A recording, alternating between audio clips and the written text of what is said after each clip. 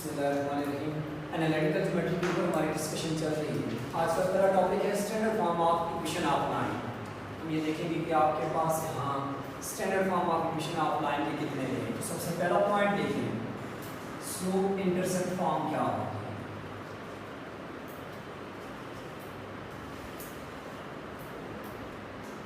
यानी आपके पास slope intercept form से मुराद कोऑर्डिनेट सिस्टम में देखें, अगर आपके पास कोई ग्राफ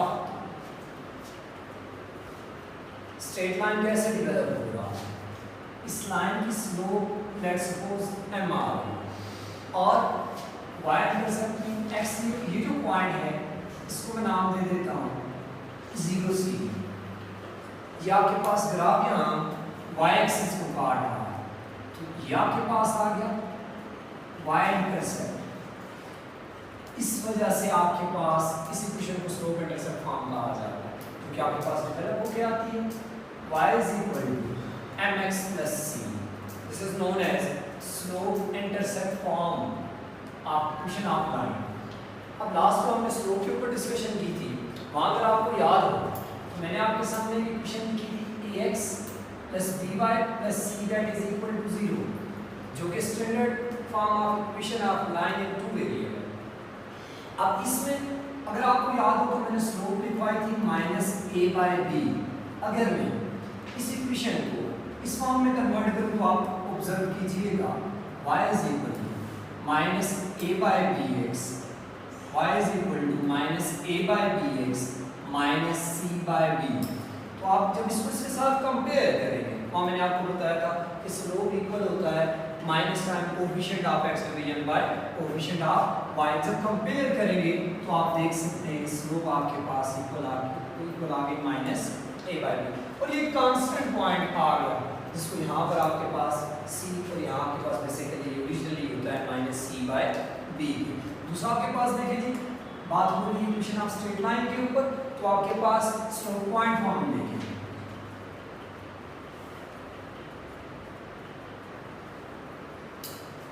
यानी आपके पास अगर ऑब्जर्व करें कोऑर्डिनेट सिस्टम के अंदर आपके पास एक लाइन पड़ी हुई है, उस लाइन का कोई भी एक एंड पॉइंट दिया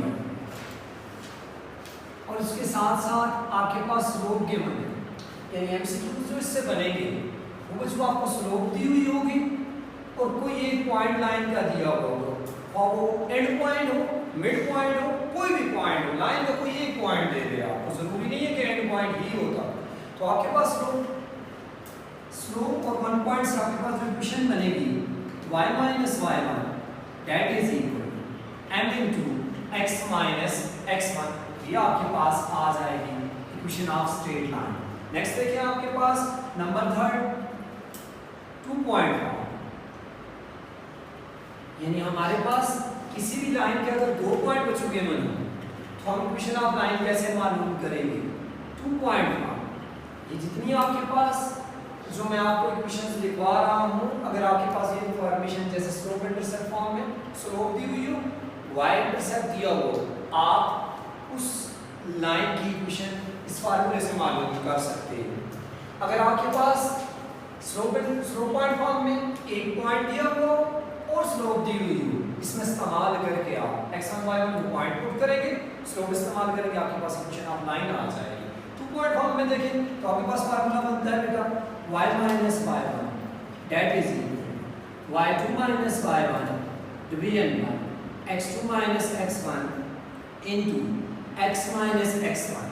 ये बच्चों आपके पास क्या है, कोऑर्डिनेट सिस्टम में देखें अगर किसी लाइन के 2 एंड पॉइंट दिए हुए, यही चीज है, इसी को हमने मॉडिफाई किया है। ये जो ऊपर स्लोप पॉइंट फॉर्म है, कैसे मॉडिफाई किया है बेटा, यहाँ पर m आ गया, m क्या है, स्लोप है। इस केस में जो आपके पास इसके 2 एंड पॉइंट दिए हुए हैं x1 y1 और x2 y2। अब आपको पता है स्लोप का फार्मूला है y2 minus y1 division bye x2 minus x1। इस m की जगह हमने उस स्लोप का फार्मूला इस्तेमाल कर लिया, जिसको मजीद अगर आप लिखना चाहें उसको यूं भी लिख सकते हैं y minus y1, ये तो मल्टीप्लाई हो गया तो लाके डिवाइड कर दें, y2 minus y1 that is equal to x minus x1 division bye x2 minus x1। ये आपके पास आ गए पॉइंट्स टू पॉइंट फॉर्म आपके पास। नेक्स्ट देखिए नंबर 4, डबल इंटरसेप्ट फॉर्म। अगर बच्चों कोई भी ग्राफ आपके पास एक्स एक्सिस और वाई एक्सिस दोनों को काट के जा रहा है तो वहां आपके पास डबल इंटरसेप्ट फॉर्म डेवलप होती है। अब डबल इंटरसेप्ट फॉर्म क्या है जी? उसके लिए अगर कोऑर्डिनेट सिस्टम के अंदर आप देखें बच्चों तो आपके पास ग्राफ कुछ यूं बने, यूं भी हो सकता है, यूं भी हो सकता है, यूं भी हो सकता है और यूं भी हो सकता है। मैंने आपके सामने ड्रा कर दिया।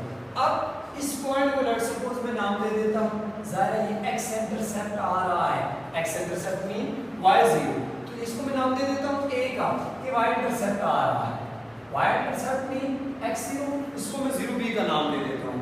ज़ाहिर है वहां x 0 होगा, y b यानी y इंटरसेप्ट y b के इक्वल आ गया। तो आपके पास मैं लिख भी देता हूं x इंटरसेप्ट आपके पास आ गया इक्वल टू a और y इंटरसेप्ट आपके पास आ गया इक्वल टू b, और इक्वेशन आपके पास क्या बन के आ जाएगी? x division by a plus y division by b that is equal to 1। ये आपके पास इक्वेशन डेवलप होकर आ गई डबल इंटरसेप्ट फॉर्म, जब आपके पास 2 पॉइंट, 2 इंटरसेप्ट दिए हुए हैं x इंटरसेप्ट और y इंटरसेप्ट, इसको आप यूं भी लिख सकते हो बेटा r bx plus ay that is equal to ab। इस फॉर्म में लिखें या आपके पास उस फॉर्म में लिखें, एक ही बात है। नेक्स्ट देखिए आपके पास नॉर्मल फॉर्म क्या होता है? नॉर्मल r इसको परपेंडिकुलर भी कहा जाता है, normal r perpendicular form. Normal r perpendicular form को अगर ग्राफिकली इसको देखा जाए तो आपके पास लेट्स सपोज ये कोऑर्डिनेट सिस्टम में एक लाइन पड़ी हुई है, मैं यहां वर्टिसेस से यहां पर आपके पास एक इसका पॉइंट लेता हूं, उसको ज्वाइन कर लेता हूं और इस लेंथ को p का नाम दे देता हूं। अब आपके पास जो नॉर्मल फॉर्म डेवलप होकर आएगा वो जो आपके पास है x cos theta plus y sin theta that is equal to p। अब आपके पास x cos theta plus y sin theta that is equal to p। Theta आपके पास जो एंगल डेवलप हो रहा है वो आपके पास है जी यहां पर आपके पास ये एंगल आपके पास थीटा डेवलप हो रहा है, और आपके पास नॉर्मल फॉर्म में cos थीटा और sin थीटा, जो cos थीटा इक्वल होता है ग्राफिकली अगर देखा जाए a division by plus minus under root a square plus b square, and आपके पास sin थीटा जो होता है वो आपके पास है b division by plus minus under root a square plus b square, और जो पॉइंट p है इसकी लेंथ मालूम करने का फार्मूला है p is equal to plus minus c division by plus minus under root a square plus b square. यहाँ आपके पास ABC बेसिकली आपके पास जो है ABC आपके पास जो पॉइंट बनेंगे वो आपके पास A B, जिस पॉइंट पर मैंने इस ओरिजिन के साथ ज्वाइन किया उसकी आप एक साइड पर जो लेंथ आएगी वो A की होगी, दूसरी साइड B की, और ओरिजिन से उस लाइन तक परपेंडिकुलर डिस्टेंस C, इसी वजह से इसको आपके पास परपेंडिकुलर फॉर्म B कहा जाता है। इसलिए ये जो आपके पास लाइन ड्रा कर रहे हैं इसकी वजह से इसको परपेंडिकुलर लाइन आपको परपेंडिकुलर फॉर्म कहा जाता है। एंड आपके पास नेक्स्ट देखें वो जो आपके पास है सिमेट्रिक और पैरामीट्रिक फॉर्म।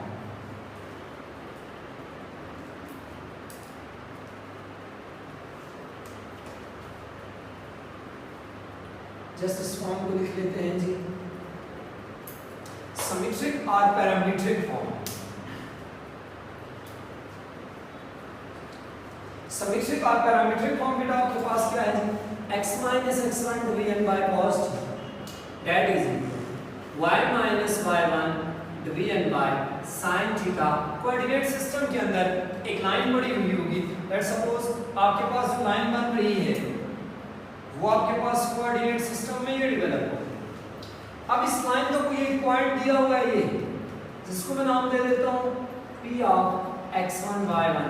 यहाँ आपके पास लेट्स सपोज x एक्सिस के साथ थीटा बन रहा है, यहाँ आपके पास डेवलप हो रहा है, यहाँ आपके पास डेवलप हो रहा है, यहाँ आपके पास डेवलप हो रहा है। अगर आपके पास एंगल गिवन हो, बोर्ड पे देखो बेटा, अगर आपके पास एंगल गिवन हो और एक पॉइंट गिवन हो तो आपके पास x minus x1 division by cos theta that is equal to y minus 1 division by sin theta, ये आपके पास डेवलप हो गया है। अब आपके पास थोड़ा सा आगे चलते हैं, देखते हैं कि अगर आपके पास सिस्टम आ जाए, इक्वेशन ऑफ लाइन का सिस्टम आ जाए, यानी आपके पास मैं बात करता हूँ a1x plus b1y plus c1 that is equal to 0, a2x plus b2y plus c2 that is equal to 0। अगर इस सिस्टम के अंदर अगर आपके पास देखिए कुछ बातें हैं, उन पॉइंट्स को नोट करेंगे कि आपके पास दोनों लाइंस पैरेलल कब होंगी, दोनों लाइंस परपेंडिकुलर कब होंगी और आपके पास इंटरसेक्ट कब करेंगी, इन पॉइंट्स को हम देखेंगे। तो सबसे पहली चीज देखिए आपके पास बच्चों अगर a1 by b a2 equal b1 by b2 equal c1 by c2, बेटा इस लाइन को मैं L1 का नाम दे देता और इस लाइन को मैं L2 का नाम दे देता। ये सुनने के पॉइंट्स हैं, ये मोस्ट इंपॉर्टेंट पॉइंट्स, ये सारे के सारे यहाँ जो आपके पास एमसीक्यूज ही हैं, यानी आपके पास इक्वेशन ऑफ लाइन की इस तरह का एमसीक्यूज आएगा, फोकस कीजिएगा यहाँ पर। देखिए x का कोएफिशिएंट की रेशियो, y के कोएफिशिएंट की रेशियो और कांस्टेंट के कोएफिशिएंट की रेशियो अगर आपके पास इक्वल आ जाए तो बेटा याद रखना ये दोनों लाइंस आपस में पैरेलल होंगी। a1 division bye a2, b1 division bye b2 और c1 डिवीजन बाय c2 अगर इक्वल आ जाए तो आपके पास ये लाइंस पैरेलल होंगी। और मैं एक बात और आपको बताता चलूं, अगर आपके पास c1 डिवीजन बाय c2 पे कंडीशन ना भी लगाएं, a1 बाय a2 और b1 बाय b2 अगर इक्वल आ जाए, यानी आपके पास a1 बाय a2 में c1 c2 को नहीं देखता, c1 c2 चेंज भी हो सकता है, a1 by a2 b1 by b2 ये अगर इक्वल आ जाए या आपके पास ये यूं आ जाए a1 b2 that is equal to a2 b1, या फिर आपके पास इसको मैं यूं भी लिख सकता हूं, इसी चीज को मैं सिंपलीफाई कर रहा हूं a1 b2 minus a2 b1 that is equal to 0, तो जो L1 जो होगी वो पैरेलल होगी L2 के। एक एक पॉइंट आपके पास यहाँ की मिली है, फोकस करें इन चीजों को। देखो बेटा आपके पास इसको याद रखना आसान है, x का कोएफिशिएंट देखिए, x का कोएफिशिएंट और y का कोएफिशिएंट, y का कोएफिशिएंट और x का कोएफिशिएंट दोनों इक्वेशन उनकी प्रोडक्ट का डिफरेंस अगर 0 आ जाए तो आपके पास देखिए x का कोएफिशिएंट a1, y का कोएफिशिएंट b2, पहली में x का कोएफिशिएंट दूसरी में y का कोएफिशिएंट और दूसरी में x का कोएफिशिएंट पहले में y का कोएफिशिएंट की प्रोडक्ट का डिफरेंस अगर 0 आ जाए तो आपके पास ये क्या होगी, पैरेलल। तीसरा पॉइंट मैं दे देता हूं नाम इसको, तो आपके पास देखिए अगर आपके पास a1 by b1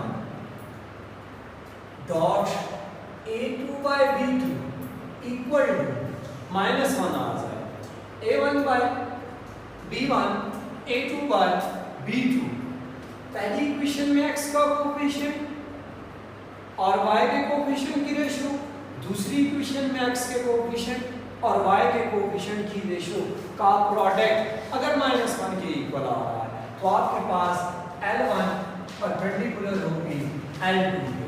इस पॉइंट को आप यूं भी देख सकते हैं, देखिए बेटा a1 b1 is equal to -9 b2 by a2, अगर ये आपस में इक्वल आ जाए तब ये आपके पास परपेंडिकुलर होगी। या आपके पास इसको यूं भी देख सकते हैं, ये ज्यादातर आता है, ये जो भी लिखने जा रहा हूं a1 a2 x के कोएफिशिएंट की प्रोडक्ट y के कोएफिशिएंट की प्रोडक्ट का सम अगर 0 आ जाए तो वो दोनों लाइंस आपस में क्या होंगी जी, परपेंडिकुलर होगी। यहां तक बात समझ आ गई। तीसरे के बाद चौथा पॉइंट देखिए बेटा, अगर आपके पास a1 a2 b1 b2 c1 c2 की रेशियो अगर आपस में बराबर नहीं आ रही, इनकी रेशियो अगर आपस में बराबर नहीं आ रही तो इसका मतलब है ना लाइन पैरेलल है ना लाइंस परपेंडिकुलर। तो क्या हुआ, इसका मतलब है लाइन किसी पॉइंट पर एक दूसरे को काट रही है, पॉइंट ऑफ इंटरसेक्शन आपके पास मिल जाएगा। तो इस केस में ये वेरी इंपॉर्टेंट पॉइंट है, इस केस में यूनिक सॉल्यूशन एग्जिस्ट करेगा, यूनिक सॉल्यूशन एग्जिस्ट करेगा। बाकी केसेस में आपके पास डिपेंड करता है, परपेंडिकुलर के केस में यूनिक सॉल्यूशन हो सकता है, अब आपके पास इस केस में भी यूनिक सॉल्यूशन एग्जिस्ट करेगा, लेकिन ना तो लाइन पैरेलल होंगी ना तो लाइंस परपेंडिकुलर होंगी, और इस केस में आप स्लोप के मुताबिक कोई आइडिया भी नहीं लगा सकते हैं। इसके अलावा बेटा आपके पास जो है जी वो आपके पास रिफ्लेक्शन ऑफ पॉइंट क्या होगा, यानी आपके पास रिफ्लेक्शन किसी भी रिफ्लेक्शन से क्या मुराद है इसी में डिस्कस कर देता हूँ कि आपके पास पॉइंट नंबर 5 का उसको नाम दे देता हूँ। बच्चों आपके पास ये एक लाइन पड़ी हुई है, इस लाइन की इक्वेशन को मैं आपके सामने कह देता हूँ, देखिए ax plus by plus c that is equal to 0। Let's suppose यहाँ पर एक पॉइंट है, उस पॉइंट पर एक आपके पास इक्वेशन बन रही है। अब आपके पास देखिए जो पॉइंट है मैं उसको x1 y1 और इस पॉइंट को मैं q का नाम दे देता हूँ, x2 y2 का नाम दे देता हूँ। इससे आपके पास रिफ्लेक्शन ऑफ मैं जो हेडिंग दे देता हूँ रिफ्लेक्शन ऑफ लाइन, उसको पॉइंट नंबर 5 का नाम दे देता हूँ। ये भी एक इंपॉर्टेंट है, रिफ्लेक्शन मीन इसके ऑपोजिट लाइन क्या होगी, तो इसके ऑपोजिट लाइन का आपके पास जो फार्मूला बनेगा वो जो है x2 x1 division by a, x2 x1 division bye x2 आपके पास ये पॉइंट है, x1 आपके पास ये पॉइंट है, a इस लाइन की इक्वेशन में x का कोएफिशिएंट है that is equal to y2 y1 division by b। ये आपके पास इक्वेशन ऑफ लाइन बनेगी, जो आप इसको यूं भी लिख सकते हो आपके पास minus time yes minus time 2 into ax plus by ax1 plus by1 plus c division by a square plus b square. यानी आपके पास ये जो लाइन डेवलप हो रही है इसका अक्स की लाइन की इक्वेशन क्या होगी, इसको लेके चलते हो आपकी मर्जी, या सिर्फ इससे बनाते हो आपकी मर्जी। ये इक्वेशन की हुई होगी, इसमें x1 y1 ये वाला पॉइंट यूज करना है, कीप इन द माइंड ये जो पॉइंट आपने उठा के यूज करना है यहाँ पर, तो आपके पास ये डेवलप होके आ जाएगी। नेक्स्ट आपके पास इससे आगे बात करते हैं, आपके पास देखें अगर इक्वेशन पॉइंट नंबर 6 देने मैंने रेज कर दिया, इसको 6 आगे लेके चलें, यानी आपके पास कोऑर्डिनेट सिस्टम है, कोऑर्डिनेट सिस्टम के अंदर अगर लाइन पड़ी हुई है, इस लाइन के आपके पास ऑपोजिट साइड के पॉइंट हो सकते हैं, सेम साइड के पॉइंट हो सकते हैं, ऑन द लाइन के पॉइंट हो सकते हैं। तो इसके लिए देखते हैं इस इक्वेशन को मैं नाम दे देता हूं ax plus by plus c that is equal to 0। ये आपके पास इक्वेशन नाम है। तो पॉइंट नंबर 6 के अंदर इसको मैं पॉइंट 1 2 3 4 देके नाम एडजस्ट कर देता हूं। देखिए बेटा ax1 यानी लेट्स सपोज पॉइंट यहां पड़ा हुआ है या यहां पड़ा हुआ है या यहां पड़ा हुआ है, इनमें से कोई एक पॉइंट हो सकता है बेटा। अब इस पॉइंट को ये जो तीनों मैंने लिए सपोज किए हुए कोई एक हो सकता है, मैंने उसको x1 y1 का नाम दिया। अब ये जो पॉइंट मैंने x1 y1 का नाम दिया है ये उठा के इस इक्वेशन में इस्तेमाल करोगे ax1 plus by1 plus c अगर बेटा ग्रेटर देन 0 आ जाए, ग्रेटर देन 0 आ जाए तो पॉइंट का point p of x1 lie above the line, लेकिन कंडीशन है एक साथ lie above the line। क्या कंडीशन है जी, विद ये नेसेसरी कंडीशन है b क्या होना चाहिए, शाबाश ग्रेटर देन 0 होना चाहिए। अगर बेटा b ग्रेटर देन 0 नहीं है, नेगेटिव आ गया है, आप उसको माइनस साइन से मल्टीप्लाई करके पहले पॉजिटिव बनाएंगे, पॉजिटिव बनाने के बाद फिर इन पॉइंट्स को यूज करके चेक करेंगे। लेट्स सपोज मैं एग्जांपल दे देता हूं, देखिए बेटा 2x - 3y + 4 that is equal to 0। आपके पास एग्जांपल आ गए, पॉइंट्स दिए हुए हैं, लेट्स सपोज 2 - 3 पूछ रहा है कहां लाएगा। सबसे पहले मैं पॉइंट चेक करूंगा कि y का कोएफिशिएंट पॉजिटिव है या नहीं। यहां तो y का कोएफिशिएंट नेगेटिव आ गया, तो सबसे पहले मैं इसको पॉजिटिव बनाऊंगा, माइनस साइन से मल्टीप्लाई कर देता हूं, -2x + 3y - 4 that is equal to 0। Okay, अब पॉइंट्स यूज करें इसमें, तो -2x + 3y - 4 is equal to x की जगह 2 -4 बन गया, y की जगह -3 -9 बन गया, -4 -17 बचू आपके पास लेस देन 0। ये तो एबाव की बात की थी, बिलो की बात थी, आगे कर रहा हूँ, लेस देन 0 आ जाए तो वो आपके पास बिलो द लाइन। तो मैं लिख देता हूँ आपके पास ax1 + by1 + c less than 0 below the line. Below the line, line के आपके पास नीचे पड़ा गई होगा, और वही बात अभी ग्रेटर देन 0। और तीसरा पॉइंट, इसमें आपके पास जरूरी नहीं है आपके पास भी पॉजिटिव हो या ना, लेकिन हमें पॉजिटिव बनाना पड़ेगा चेक करने के लिए। तो आपके पास अगर पॉइंट इस्तेमाल करने से ये 0 आ जाए तो ऑन द लाइन, और बेटा यहाँ पर आपके पास अगर दो पॉइंट आ जाए एक P और एक Q, अगर दोनों B का कोएफिशिएंट सॉरी Y का कोएफिशिएंट पॉजिटिव बनाने के बाद आप इस्तेमाल करके देखते हो तो दोनों अगर पॉजिटिव आ रहे हैं सेम साइड लाई करेंगे, एक पॉजिटिव और एक नेगेटिव आ रहा है ऑपोजिट साइड लाई करेंगे। और अगर बेटा मैंने B की बात की ग्रेटर देन 0 अगर इक्वल टू 0 हो जाए तो बेटा आपके पास अगर इक्वल टू 0 हो जाए तो जज कीजिएगा क्या बनेगी, देखिए ये बन जाएगी ax + c that is equal to 0। और इसमें मैं बात कर चुका हूँ आपके साथ कि आपके पास पैरेलल लेफ्ट राइट कहीं ना कहीं ऑन द लाइन आपके पास पड़ा हुआ होगा। एंड आपके पास मूव करते हैं, छोटा सा एक टॉपिक है फैमिली ऑफ स्ट्रेट लाइन क्या होता है, family of straight line, family of equation of line, equation of line, इससे क्या मुराद है कुछ जरा फोकस कीजिएगा।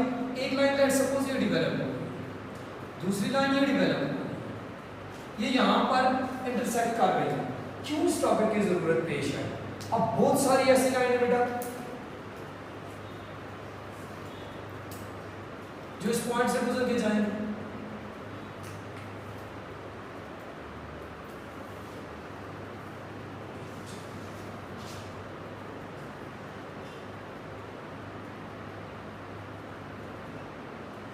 अब इसको फैमिली क्यों कहा गया है, इन दोनों का सॉल्यूशन क्या है, ये यूनिक सॉल्यूशन ये आ रहा है point of intersection graphically is called solution of that system, और इनका भी तो इंटरसेक्शन यही आ रहा है, ये सारी इसकी फैमिली का हिस्सा है, सॉल्यूशन से देते हैं।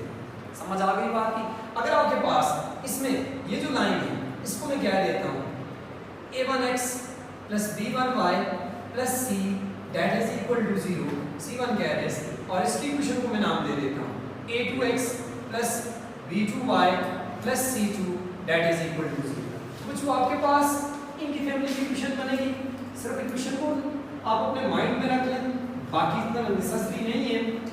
a1x + b1y + c1 + लैम्डा याद ले लें k, ये लैम्डा ये k क्या है, कांस्टेंट है, ये कैसे मालूम किया जाएगा, इन इक्वेशंस पर कोई ना कोई कंडीशन तो दी होगी, कहा होगा जी परपेंडिकुलर है, कहा होगा जी इक्वल इंटरसेप्ट दे रहे हैं, तो अगर इस तरह की आपके पास डिफरेंट तरह की कंडीशंस दे सकता है a2x + b2y + c2 that is equal to 0, तो बेटा आपके पास इस फैमिली की ये इक्वेशन डेवलप होके आ गई, जो दो लाइन एक दूसरे को जिस पॉइंट पर काटेंगी और सम कंडीशन को कंडीशन देगा तो बाकी फैमिली के लिए आपके पास ये इक्वेशन डेवलप होके आगे आगे चलते हैं यहाँ से।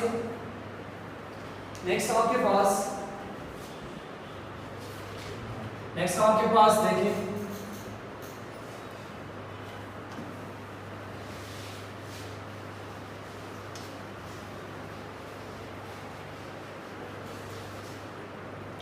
वो आपके पास है होमोजेनियस इक्वेशन। होमोजेनियस इक्वेशन आपके पास क्या होती है, लास्ट टॉपिक है, इस पे बात करते हैं जी।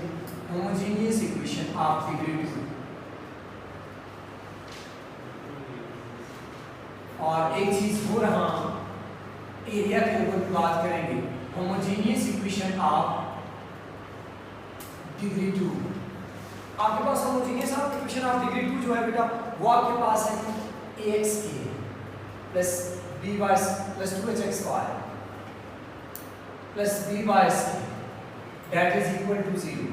अब आप यहाँ पर देखिए ये होमोजेनियस इक्वेशन है, होमोजेनियस की पहचान ये है कि हर टर्म में डेवलप होने वाली डिग्री आपके पास सेम आ जाए, ऐसी इक्वेशन को होमोजेनियस इक्वेशन कहा जाता है। अब इस होमोजेनियस इक्वेशन में आपके पास ये ज़हन में रख लें कि बेसिकली दो स्ट्रेट लाइन इक्वेशन से डेवलप होके आई है। कौन सी दो स्ट्रेट लाइन इक्वेशन से डेवलप होके आई है बेटा, आपके पास लेट्स सपोज मैं एक लाइन ये ड्रॉ कर देता हूं, दूसरी लाइन ये ड्रॉ कर देता हूं, दोनों कहां से गुजर रही हैं, ओरिजिन से गुजर रही हैं। इसको मैं L1 का नाम दे देता हूं, इसको मैं L2 का नाम दे देता हूं। इनकी क्या इक्वेशंस होगी, इन दोनों की इक्वेशन की प्रोडक्ट से ये डेवलप हो गया है। इन दोनों की इक्वेशन आपके पास मैं यहां लिखता हूं बेटा, L1 की इक्वेशन बनेगी बेटा आपके पास by plus h plus under root h square minus a b of x that is equal to 0 और L2 आपके पास होगी b y plus h minus h square minus a b of x that is equal to 0। यानी इन दोनों की product से आपके पास ये equation homogeneous equation of second degree develop होती है। और कीप इन द माइंड आपको ये पता होना चाहिए होमोजेनियस इक्वेशन का graph always pass through origin. ये आपके पास ओरिजिन से गुजर के जा रहा है। अब इस होमोजेनियस इक्वेशन में जाहिर है ये लाइन आपके पास एंगल भी तो डेवलप कर रही है। हम बात करते हैं आपके पास कि ये एंगल कैसा डेवलप कर रही है। तो एंगल के लिए देखें आपके पास थोड़ा सा आपके पास इनके सम और डिफरेंस के ऊपर बात करके फिर हम एंगल के ऊपर जाते हैं। एंगल आपके पास और सम और डिफरेंस क्या आएगा। चलिए एंगल लिख लेते हैं। tan theta is equal to 2 under h square minus ab division by a plus b।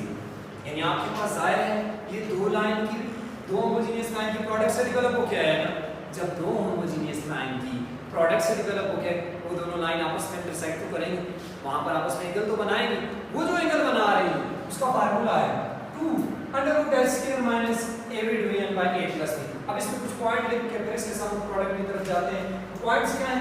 पहला पॉइंट देखें इंपॉर्टेंट पॉइंट, अगर बच्चों आपके पास a plus b equal to 0 आ जाए या आपके पास आ जाए a equal to minus b या आपके पास b equal to minus a आ जाए, यानी आपके पास क्या है a और b। a बच्चों कोएफिशिएंट x स्क्वायर का, b कोएफिशिएंट है y स्क्वायर का, इसकी बात कर रहा हूं।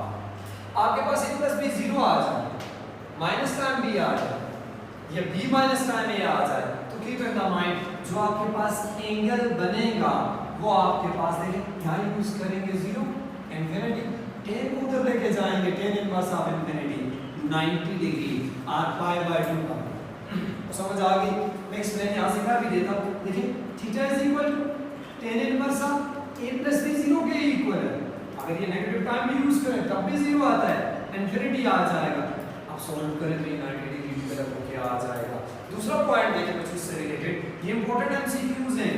h स्क्वायर माइनस ab अगर 0 के इक्वल आ जाए या आप इसको यूं भी कह सकते हो h is equal to h square is equal to ab आ जाए तो बच्चों आपके पास एक और एक जगह एक एमसीक्यूज आया था, जरा फोकस कीजिएगा।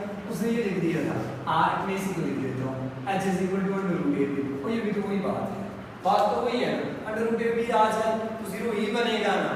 तो आपके पास कंफ्यूज करने के लिए जैसे उसने क्या ले लिया स्क्वायर रूट ले लिया तो इस तरह आपके पास आ जाए तो ध्यान में रखिएगा इस केस में डेवलप होने वाला एंगल आपके पास 0 डिग्री होगा। अब आपके पास देखिए इन दोनों का अगर आप सम मालूम करें और आपके पास इन दोनों का प्रोडक्ट मालूम करें यानी बेसिकली ऑब्जर्व करें तो इनकी स्लोप क्या आएगी, इसकी स्लोप क्या आएगी, इसकी स्लोप क्या आएगी, दोनों की स्लोप का सम क्या होगा और दोनों की स्लोप का प्रोडक्ट क्या होगा उसके ऊपर बात करते हैं। बच्चों देखिए ये L1 आपके पास मैंने इसको नाम दिया हुआ L2 इन दोनों की प्रोडक्ट से ये डेवलप हुई। अगर स्लोप देखें स्लोप ऑफ L1 क्या आ जाएगा minus a by b। a क्या है x का कोएफिशिएंट, b क्या है y का कोएफिशिएंट, तो minus time h plus under root h square minus ab division by आपके पास आ जाएगा b, इसको मैं m1 का नाम दे देता हूं। और L2 की स्लोप क्या आ जाएगी तो ध्यान में रखिएगा होमोजेनियस इक्वेशन आपके पास जिन दो स्ट्रेट लाइन की इक्वेशन से डेवलप होकर आती है उनकी स्लोप आपके माइंड में होनी चाहिए, डायरेक्ट आप ये आगे निकाल सकते हैं। यानी आपके पास आपसे पूछे बताएं इससे डेवलप होने वाली लाइन की स्लोप क्या है, बताएं इससे डेवलप होने वाली लाइन की स्लोप का सम क्या है, बताएं इससे डेवलप होने वाली लाइन की स्लोप की प्रोडक्ट क्या है, तो आपको पता होना चाहिए। तो स्लोप ऑफ L2 को मैं M2 का नाम दे देता हूं।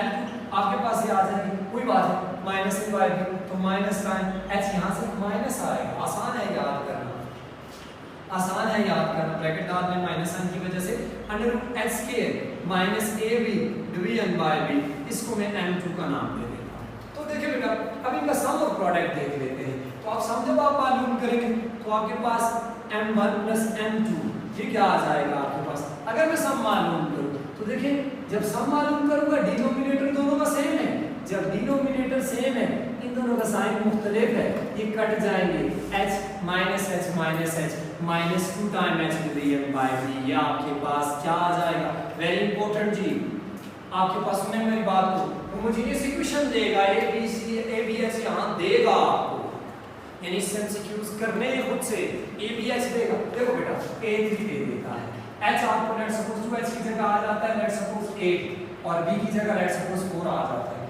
आपसे ये पूछता है कि ये होमोजेनियस इक्वेशन डिग्री 2 है, ये जो दो स्ट्रेट लाइन से आपके पास बन गया ये उनकी स्लोप का सम क्या है, तो आपके पास फार्मूला ये पड़ा -2h क्या आ गया 8, यहाँ पर आप देखें तो स्लोप की सम का ये जो मैंने आपके सामने लिख दिया आ जाएगा minus time 8 division by b क्या है 4, आंसर क्या आ गया -2। आपके पास वो दो लाइन मालूम करने की तो जरूरत नहीं पेश है।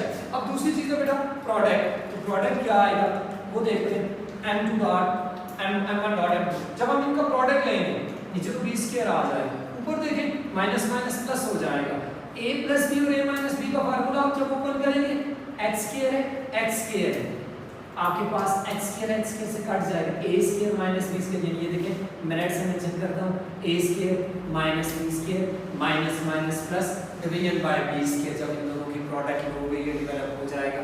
ये जो मैंने रेड से लिखा है मैं यहां लिख देता हूं m1 डॉट m। अब देखिए जब h स्क्वायर इसका स्क्वायर लेंगे स्क्वायर उसके रूट से कैंसिल, h स्क्वायर से कैंसिल हो जाएगा, माइनस माइनस प्लस हो जाएगा, a भी डिवीजन बाय b स्क्वायर बच जाएगा, a भी डिवीजन बाय b स्क्वायर एक b स्क्वायर से कट गया और एक बच गया, तो a बाय b आपके पास इसका क्या आ जाएगा प्रोडक्ट आ जाएगा।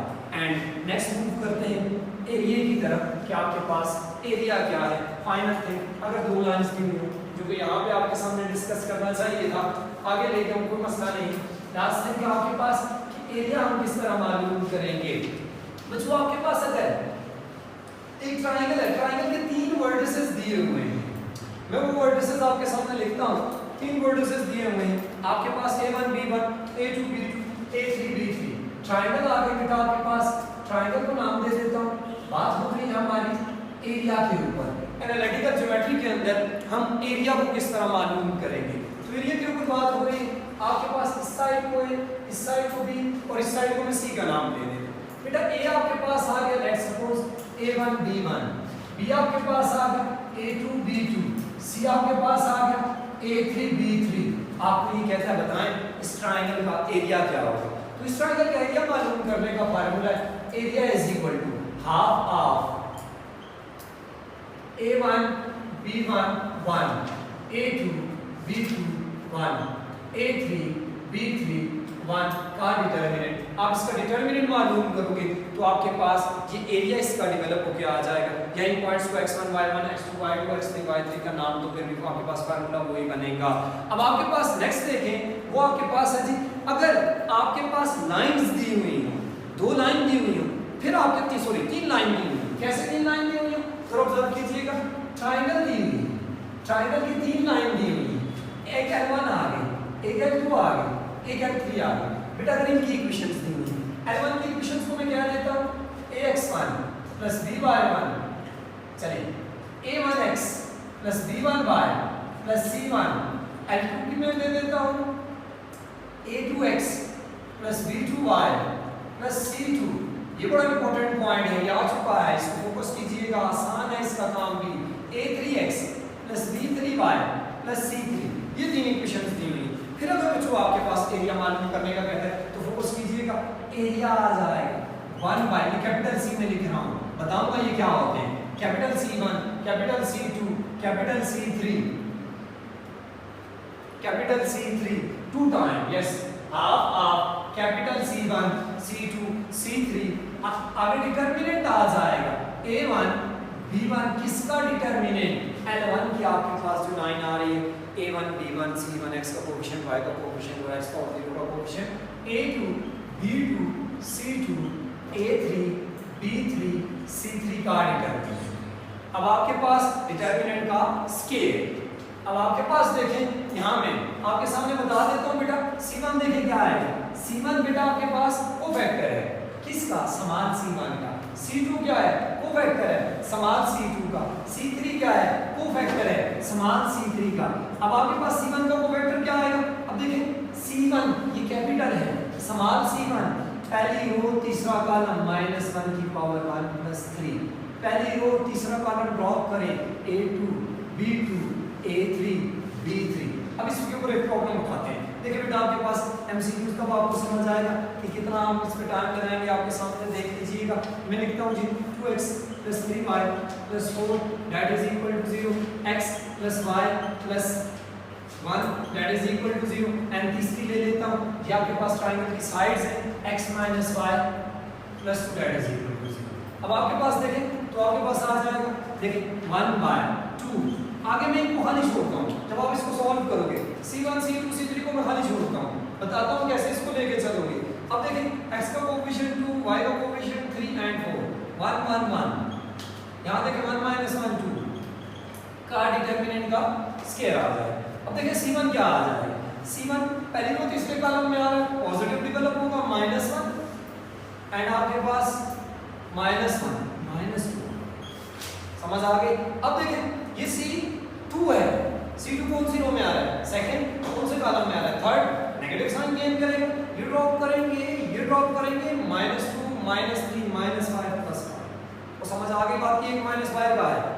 अब आपके पास दोबारा देख लें, c2 second row third column drop किया, -2 -3 -5, एक साइन बाहर का है -5 एंड c3 देख लें, ये कॉलम और ये रो ड्रॉप करोगे तो 2 आपके पास -3 -1 ही रहेगा, क्योंकि थर्ड रो थर्ड कॉलम में आपके पास ये डेवलप हो गया आ जाएगा। और ये आपके पास बन जाएगा -1 प्लस 2 2 are 4 4 5 are 20 1/20।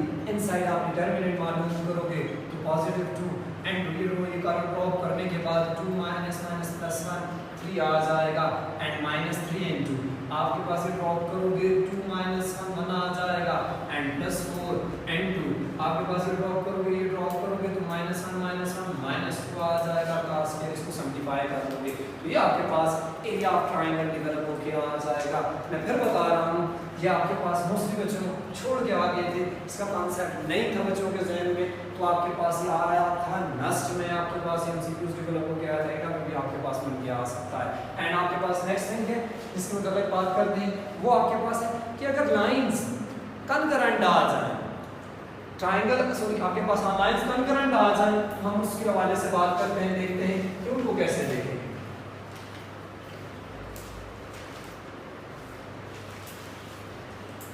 यही 3 लाइंस हैं जो आपके सामने मैंने लिखी हैं, इन तीनों लाइंस की बात करते हैं। ये लाइन कनकरेंट आ जाए, एक पॉइंट पर अगर काट लें तो फिर आपके पास हमें कैसे पता चलेगा ये इनकी कंग्रुएंसी हम कैसे चेक करेंगे कि ये 3 लाइंस हैं, ये लेट्स सपोज ये जरूरी नहीं ये ट्रायंगल बना रही है, समझ आ रही है बात की, ट्रायंगल सेट के बात हो रही है, यानी ये 3 लाइन में इक्वेशन सिंपली लिखी हुई है वहां पर, मैं यहां से यानी ये सिचुएशन अगर आपके पास कब बनेगी। अब आपके पास देखें इन लाइन में आपके पास a1 b1 a2 b2 a3 b3 इसके क्या आपके पास आ रहे हैं c1 c2 c3 के साथ कोएफिशिएंट्स आ रहे हैं।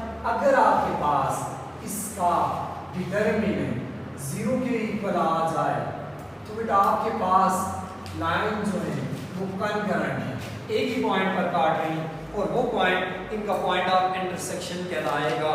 एंड आपके पास देखें एक आखिरी चीज रह गई इन लाइंस के दरमियान, लास्ट थिंग आपके पास रिलेटेड टू एनालिटिकल ज्योमेट्री, वो आपके पास है एंगल। हम एंगल कैसे मालूम करेंगे, तो आपके पास देखते हैं जी लाइंस अगर गिवन है तो एंगल आपके पास कैसे मालूम किया जाता है। तो देखिए बेटा आपके पास लेट्स सपोज ये एक लाइन आ रही है या आपके पास लेट्स सपोज दूसरी लाइन आ रही है। अब आपके पास ये दोनों एक दूसरे के साथ बना रही है जी एंगल थीटा। अगर ये एंगल थीटा बना रही है तो हम कैसे इसको मालूम करेंगे, उसके लिए फार्मूला है बेटा tan theta is equal to m2 minus m1 division by 1 plus m1 m2। अब आपके पास अगर m1 m2 आपके पास नेगेटिव आ जाए, m1 m2 sorry m2 minus m1 division by 1 plus m1 m2 ये नेगेटिव आ जाए तो एक्यूट एंगल बनेगा। मैं लिख देता हूं यहां पर इससे रिलेटेड बातें। अगर आपके पास m2 minus m1 division by 1 plus m1 m2 less than अगर 0 आ जाए तो आपके पास कौन सा एंगल बनेगा जी, acute angle. Acute angle will be develop.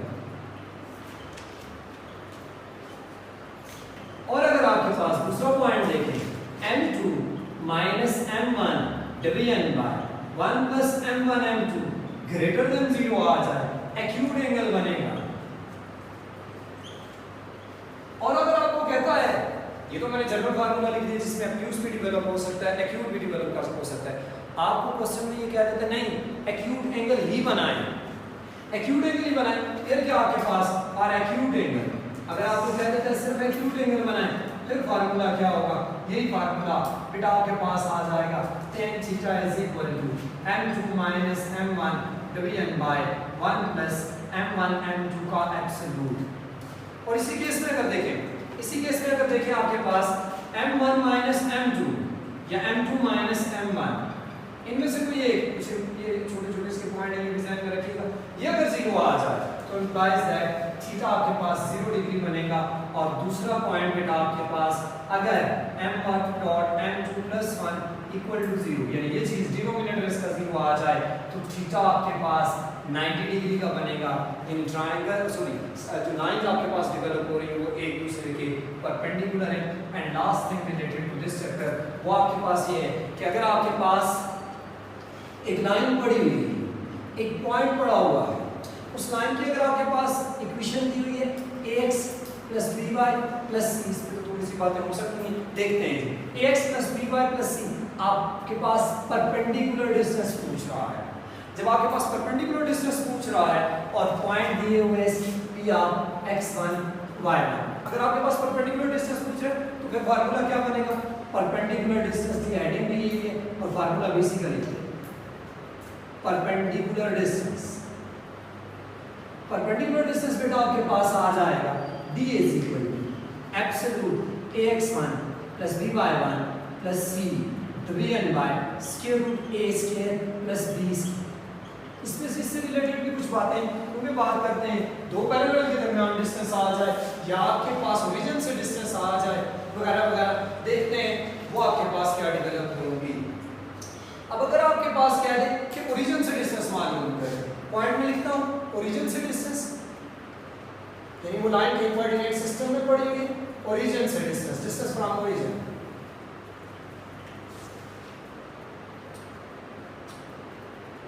तो बेटा आपके पास फिर आ जाएगा ओरिजिन से डिस्टेंस के लिए यही फार्मूला रिड्यूस होकर बन जाएगा c division by under root a square plus b square, c के साथ एब्सोल्यूट डाल दें, वो पॉजिटिव भी हो सकता है नेगेटिव भी हो सकता है। अब इसकी बात को आगे समझें।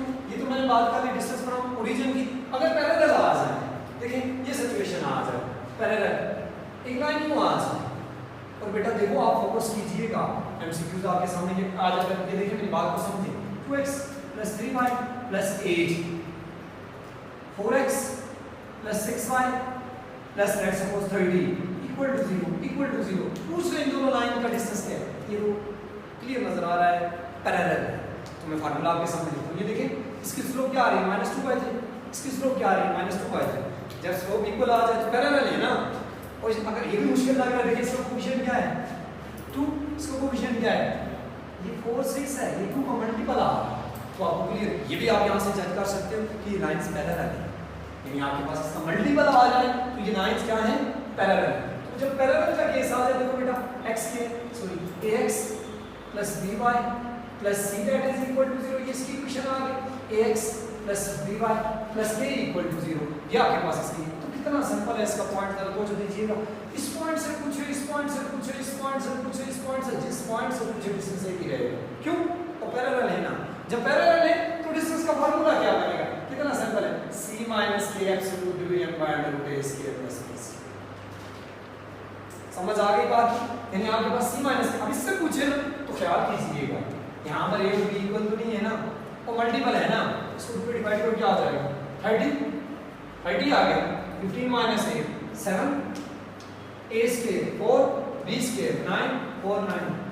ये आपके पास दो लाइंस अगर पैरेलल आ जाए तो ये आपके पास पूरा डिस्टेंस डेवलप आ जाएगा। इससे रिलेटेड कोई क्वेश्चन पूछना है तो पूछें, इससे रिलेटेड कोई क्वेश्चन पूछना है तो पूछें। परपेंडिकुलर का केस देखें, परपेंडिकुलर का केस बेटा अगर आ जाए तो उसके लिए फार्मूला क्या बनेगा, परपेंडिकुलर का प्लस के, और परपेंडिकुलर का अगर आपके पास आ जाए तो देखिए लेट्स सपोज आपके पास एक इक्वेशन है इसकी ax plus by plus c that is equal to 0, एक इक्वेशन ये आ गई। और दूसरी इक्वेशन आपके पास इसकी आ गई let's suppose ax plus by plus k। तो परपेंडिकुलर डिस्टेंस के केस में देखें आपके पास इसका फार्मूला डेवलप होके आएगा जी बी